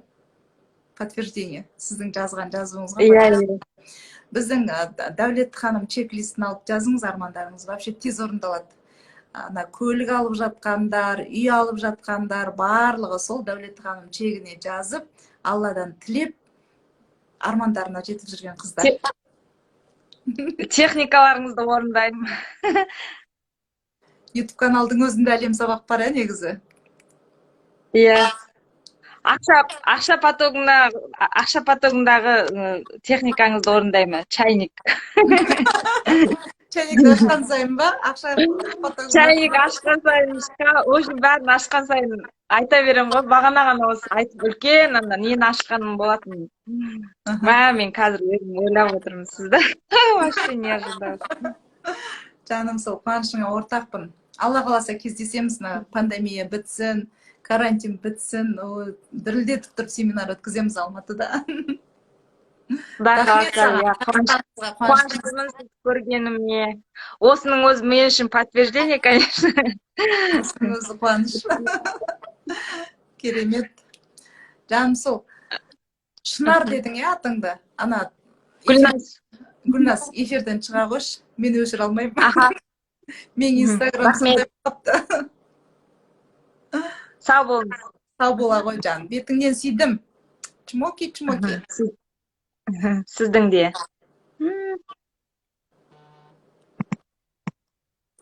Ал әлі тіркеліп үлгермеген қыздар, тіркеліп үлгеріңіздер. Бақыт ханым, мен сізге тағы бір запрос жасайын, сізді шығарам деп айтып алып, шығара алмай отырмын ғой. Эфирге қосылыңыз. Сабаққа қалай қатысамыз? Қыздар, сабаққа Қайырбек Тазагүл. Сабаққа қатысу менде көрсетілген номерге хабарласасыздар. Каспитте жазған. Бақыт ханым, қалайсыз? Сәлематсыз ба, кеш жарық, қалайсыз? Қалыңыз қалай? Сіз қай қаладан едіңіз? Ақтаудамын мен. Керемет, тамаша көңіл күйім. Қалай жіберу керегін білмей жатырмын, баламнан сұрап отыр едім ғой жаңа. Иә, күшті. Қандай подтверждение бар, қандай нәтиже бар? Дәулетті ханымдар, қалайсыздар? Мен де керемет, көптен бері құралай ханымның сабағына қатысып жүрмін. Медитациялары, техникалары өте тамаша, керемет. Өзімді өзгертуден бастадым, өзімді жақсы көріп бастадым. Банк техникасы жаңағы өте тамаша. Банк техникасын шаққан кезде өзімнен күшті бір не шығып кеткен сияқты. Взрыв сияқты бірдеңе шығып кетті. Ішіңіздегі не жайдет жүрген? Иә, ішіндегі күшіктеп шығып кетті ғой. Один секунд, мен постоянно жасаймын ғой. Иә. Керемет, тамаша. Иә. Дәулетті ханым техникасын күнде жасаймын. Тек қолым тисе айнаға қараймын да жасай беремін. Керемет. Күшті. Иә. Сосын антистресс медитациясын күнде таңертең жасаймын. Кешірім техникасын, ризашылық сезімін қағаздың бетіне жаза беремін. Әйтеуір ешкімге өкпем жоқ. Барлығына ризамын. Аңға да, құсқа да, жәндіктерге бәріне ризамын деп солай айта беремін. Күшті өзім бұрыннан қатысып жүрмін сабағыңызға. Дәулет ханым курсына қатыстым, сен білмеген құпия, тағы да басқа бірнеше сабақтарыңызға қатыстым. Осы жақында өткен армандар алгоритмі сабағына қатыстым. Сол жерде енді 100 арман жазыңыз, соның ішінен 10 арманды іріктеп алыңыз дедіңіз. Іріктеп смарт формуласына салдым. Соның ішіндегі 10 арманның ішіндегі бір арманым сізбен кездесу еді. Ол арманыма да жеттім. Аллаға шүкір, мыңда бір шүкір. Сізге мың рахмет. Осындай қазақтың қыздары көбейе берсін. Тіл көзден аман болыңыз. Алғысым шексіз сізге. Ризамын. Иә. Құшақтап бүгін мауқымды бастым сізбен көрісіп. Сіз айтпағаннан кейін айтпай отырсам, Бақыт ханым бүгін маған консультацияға келіп кетті. Кездесіп. Қуанышымда шек жоқ. Төбем көкке бірілі жеткенде ұшып жүрген адамдаймын. Негізі осы сіздің сабағыңызға қатысқалы бері менің жаңағы жүзіме күлкі ерліп, жұмыстастарым көп адам байқатты. Бақыт апай, сіз баяғыда мұңайып жүретін едіңіз. Енді қазір күліп жүресіз, позитивнаясыз деп бәрі нетіп жатыр. Адамда байқап жатыр да. Бетіңіз нетіп кетті, әдем болып кеттіңіз деп ата-аналарым, мектепте мұғалімім ғой өзім. Ата-аналарым айтады, Бақыт апай, сіз не істеп жатсыз? Бетіңізге не істейсіз? Не жағасыз?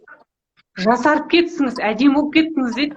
Шынымен адамның ішкі жан дүниесі, жүрегі тынышталған кезде эмоцияның бәрі сыртқа шығады екен. Соған көзім жетті. Қуаныштымын осындай сіздің сабағыңызға қатысқаныма. Сізбен кездестім, міне арманым кеше бізге куратор болған Шолпан ханымға мыңда бір алғыс. Рахмет. Барлығыңызды жақсы көремін. Өмір ғажап, өмір тамаша. Барлығына ризамын. Бақыт ханым армандар алгоритмі сабағында бриллиант сырға жазған екен. Бриллиант сырғаңыз көрсетіңізші. Бриллиант сырға жаздым, сол деген көп ұзамай мін алдым. Даже суретіне дейін 10 арманды іріктеп алдым. Сол ішіндегі іріктелген 10 арманның ішіндегі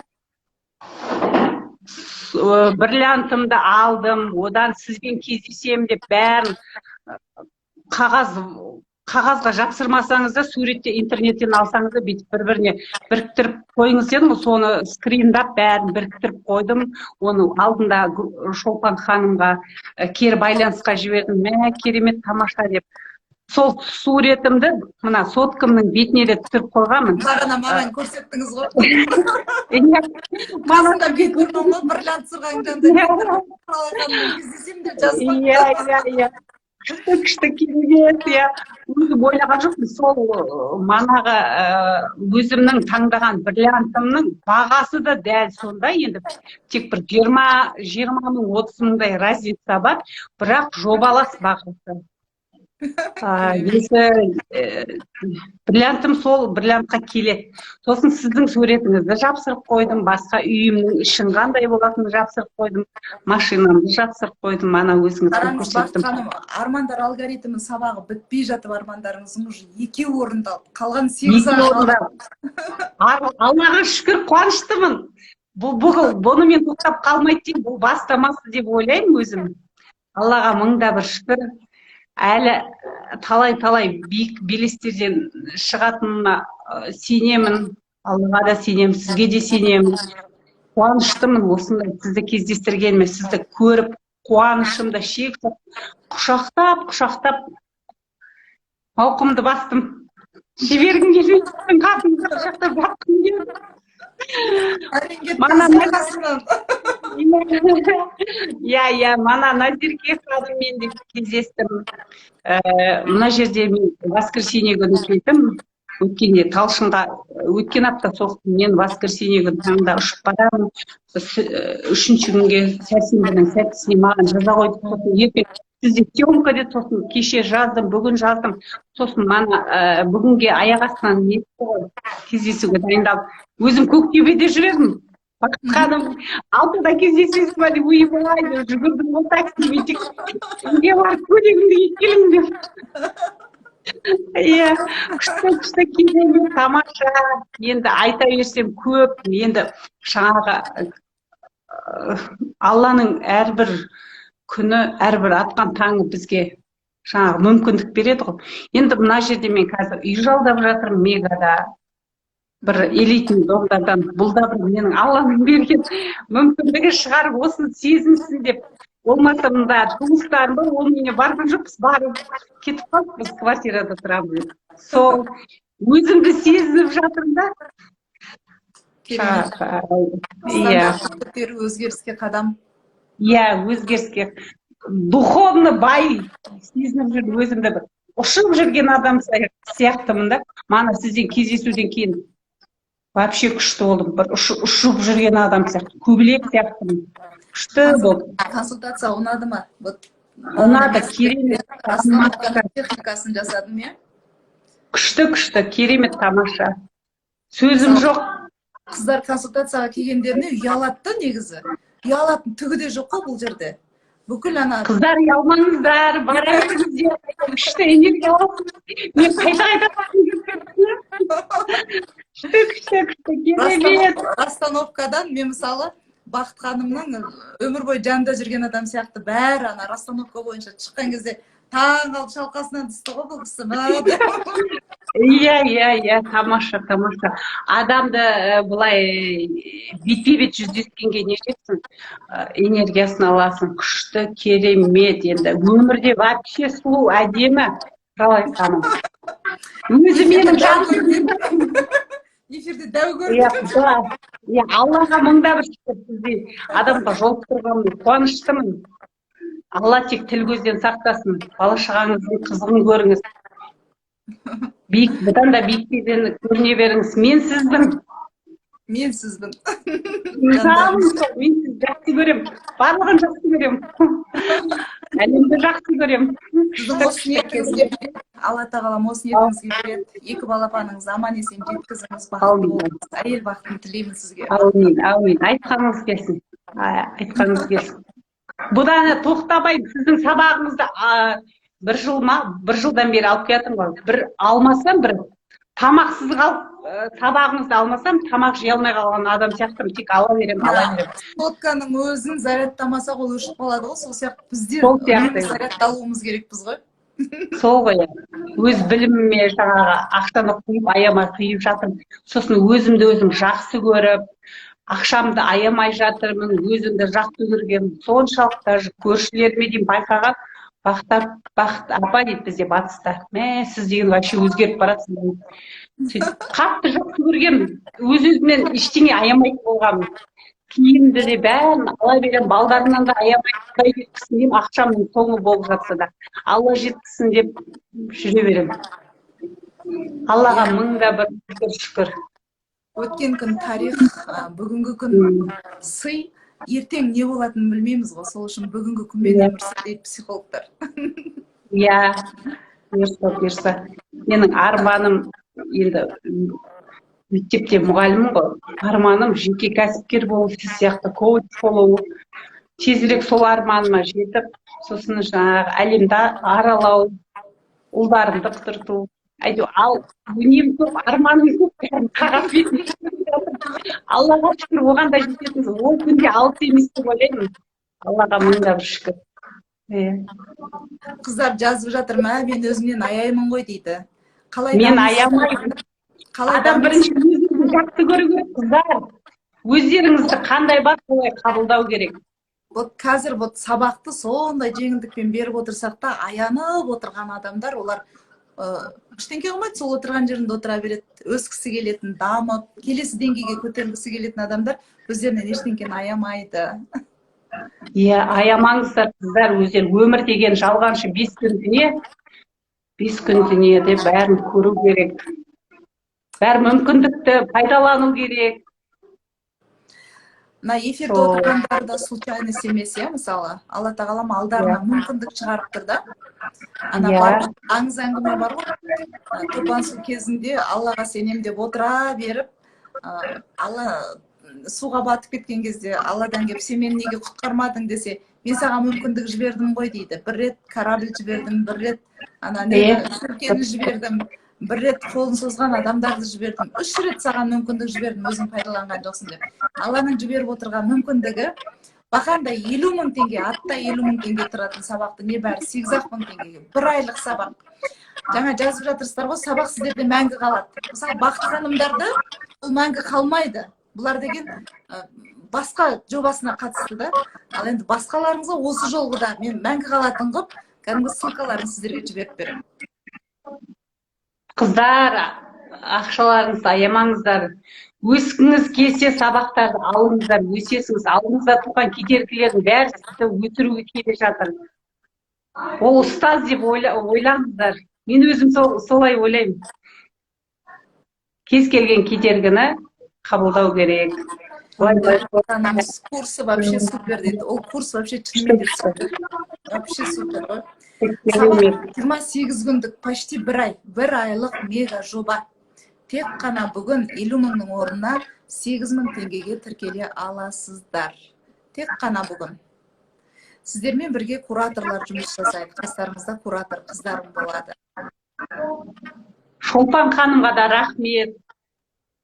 Шолпан жаным, мен сені жақсы көрем. Куратор қыздар рахмет. Мен де. Бақыт ханым нешеде істейді? Менің құрдасым екен Бақыт, бағана маған айтқан. Тамаша адам, шынымен де тамаша адам. Сіз енді растамалардан кейін өміріңізде бұдан да күшті өзгерістер болады. Алла қаласа. Керемет. Рахмет сізге. Танысқаныма, жақыннан танысқаныма, сізбен құшақтасқаныма, консультацияда бірге отырғаныма. Жақсы көрем сізді, жақсы көрем.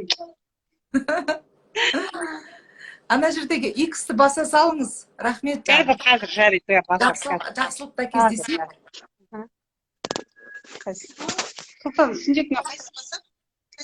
Құралай ханым, сізді көрмейді екенмін, енді көретін боламын дейді. Рахмет жаным. Қыздар, Дәулет ханым. Сау болыңыз. X па? X қас.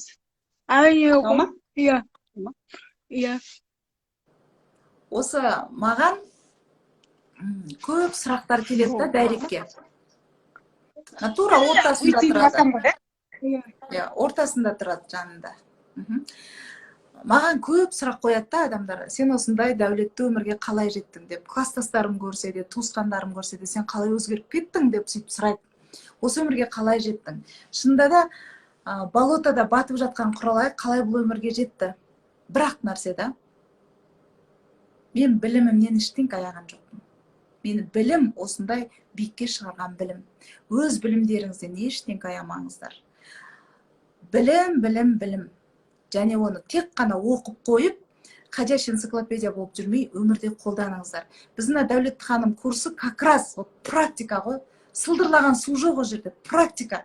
Тек қана практика. Жасайсыздар, сіздердің жасағандарыңызды, бір-бірлеріңізді қадағалап отырасыздар. Мен алдында естуім бар еді, бұл кісі жайлы енді тыңдадым. Моля, бүгін тыңдау мүмкіндігін Алла тағалам саған жіберіп тұр ғой, жаным сол. Дәулет ханым марафоны. Бұл жолғы марафон емес қыздар. Менде марафон да бар, курс та бар. Бұл жолғы курс. Дәулет ханым курсы. Алла қаласа осы Дәулет ханым курсының 2-ші сериясы болады. Соған дайындалып жатырмын. Ол жерде сіздер өздеріңіз психолог болуды үйренесіздер. Мен сізбін дейді. 47-ні 30 плюс 18 дейік па, жарайды. Молодец, сіз Сатиевна дейді. Менің эфиріме риза болыңыздар, қыздар. Барлықтарыңызды жақсы көрем. Мен сізбін. Әлі де тіркеліп үлгересіздер 50.000 теңгенің орнына дәл қазір 8.000 теңгеге. Тағы да 5 минут уақыт берейін, содан кейін жеңімпаздарды анықтайын. Дәл қазір 8.000 теңге салған қыздарға Дәулет ханым ручкасын, бренд ручкасын, 7.000 теңгелік ручканы сыйға беретін боламын 3 адамға. Сонымен бірге дәл қазір оплата жасаған адамдар армандарды орындайтын супер техника сабағын бесплатно алады. Сіздерге сыйлыққа беріледі. Мен сізбін, өте керемет жан екенсіз дейді. Бақыт ханым, керемет, рахмет, керемет сұхбат болды. Жеке консультацияға жазылам дегендер төменде көмекшіме тіркелсеңіздер болады. Менде жеке консультация 150.000 теңге. 150.000 теңгеге шамасы жетпейтінін білем ғой. Дәл сол жеке консультацияда үйрететіндерімді мен 8.000 теңгеге сіздерге Дәулет ханым курсына салып тұрып беріп отырмын. Ол ручканың не құдіреті бар? Ол ручка менің атыммен шығып жатқан Дәулет ханымдар ғана ұстайтын ручкалар. Өзіне ақшасын қимайтындар, ол ручкаға ақша қимайды. Жаңағы 100 теңгелік, 50 теңгелік ручканы ұстап жүре береді. Ол да сіздің таңдауыңыз.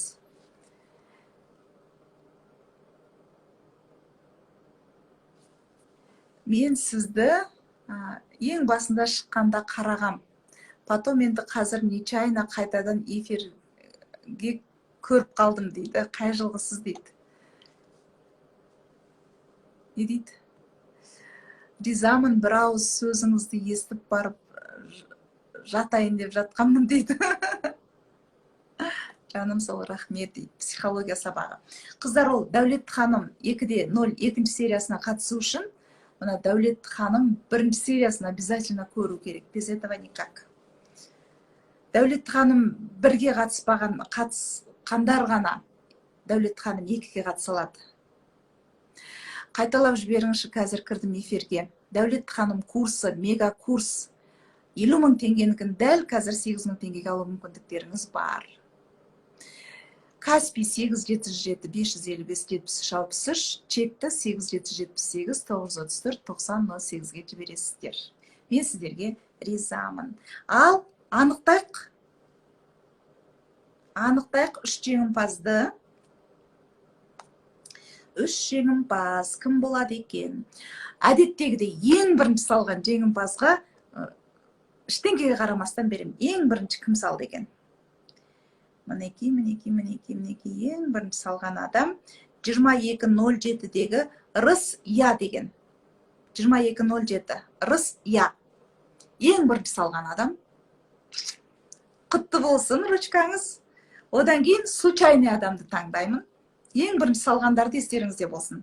Ылғи да солай істеймін, е? Ұлбосын С. Ұлбосын С 2-ші жеңімпаз. Ал 3-ші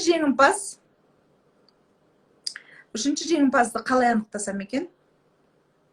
Сіздер осы жеңілдікті сақтап қалу үшін задаток жіберіп қойсаңыздар болады. Задаток жіберіп, ертең қалған салуларыңызға болады. Толқын деген ханым 22-15-те салған. Толқын. Қыздар, 3 қызды. Толқынды Рыс-Я, содан кейін кім? Қазір мен қарайын. Рыс-Я, Толқын, Ұлбосын. Осы үш жеңімпазды құттықтаймын. Көмекшілеріме хабарласып, өздеріңіздің ручкаларыңызды почтамен алдыртып ала аласыздар. Менің атыммен шыққан бренд қалам Дәулет ханым қаламы. Дәулет ханымның не то что қаламы, носкиіне дейін бренд болу керек. Маған мені тыңдасаңыздар да болады, тыңдамасаңыздар да болады. Это ваш выбор. Ешкімді заставлять етпейміз. Дәулет ханым қаламдарыңыз құтты болсын. 50 мың теңге тұратын мега курс бір айлық. Сіздер үшін тек қана бүгін 8 мың теңгеден тіркелу мүмкіндіктеріңіз бар. Мен сізбін. Сіз кімсіз? Дәулет ханымдар құтты болсын дейді. Бар ма мына жерде? Қыздар бармыз деп айтсаңыздаршы, ура деп. Эфир ұнаса, бүкіл достарымызбен, абысынажын, туысқандарымызбен бөлісеміз. Жүректерім менің тук-тук-тук деп соғып жатыр ғой менің жүрегім. Мен сізбін.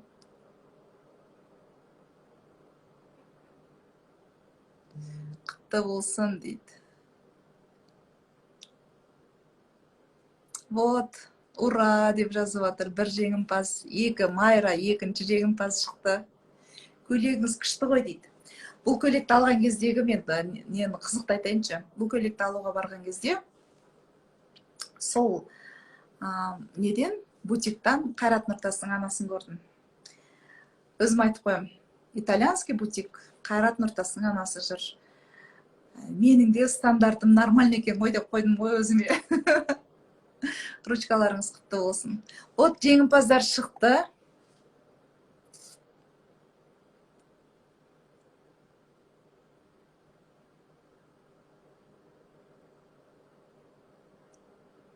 Құтты болсын. Біреудің жақсылығына, қуанышына, жеңісіне қуана білейік, өзімізде жеңімпаз боламыз. Бүгінгі эфирден тиянақтап келіп қорытынды шығаратын болсақ, ең бірінші бізде тема не болды?